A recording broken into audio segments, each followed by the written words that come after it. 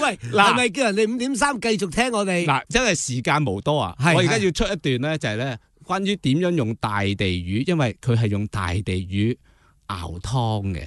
哇！你估真係講少啊？係以前咧，我係見到咧嗰啲咧大排檔咧熬湯之前咧，係嗰啲用嗰啲咧打氣嗰啲氣爐咧，燒彈一彈嘅。好，而家係點樣樣？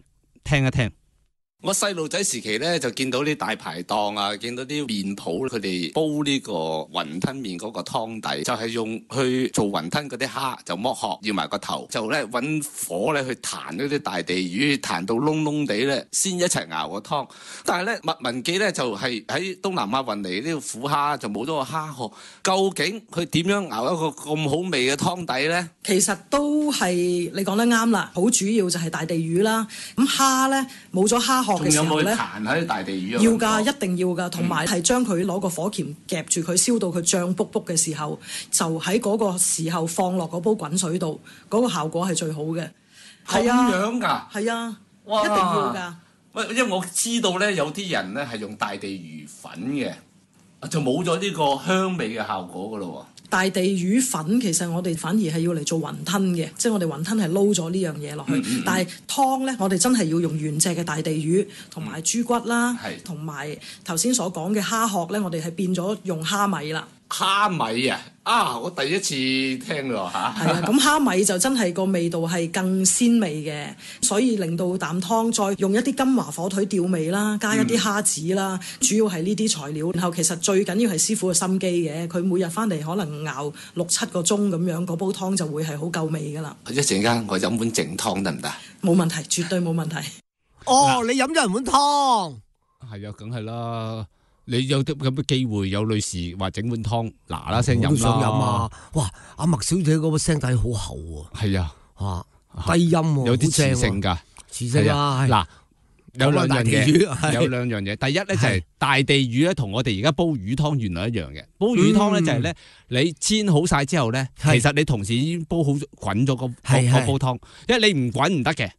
你要即刻將嗰個煎好嘅魚咧，即刻擺落嗰個滾湯嗰度，或者倒嗰個滾水落去嗰個嗰度。你千祈唔好凍水落去。係凍水落就冇嗰套奶白出嚟㗎啦。你又出事啦，到時。咁佢呢個火彈過嘅大地魚咧，你彈到去之後脹卜卜喎，佢話。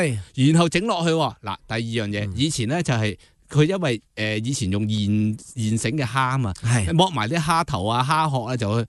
而家冇，因為咧佢運到過嚟嘅時候咧係要解凍，全部係已經去晒殼噶啦。咁點算咧？哦，學識一樣嘢，蝦米係即係攞翻個味取其味，係啦，取翻個蝦米味，仲係變咗咧個蝦米本身咧鹹鹹地噶嘛。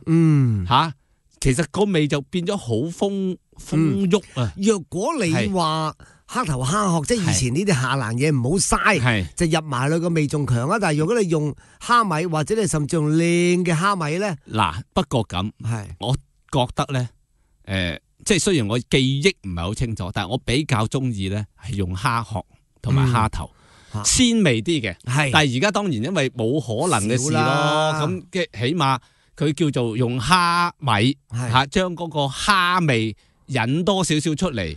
喂！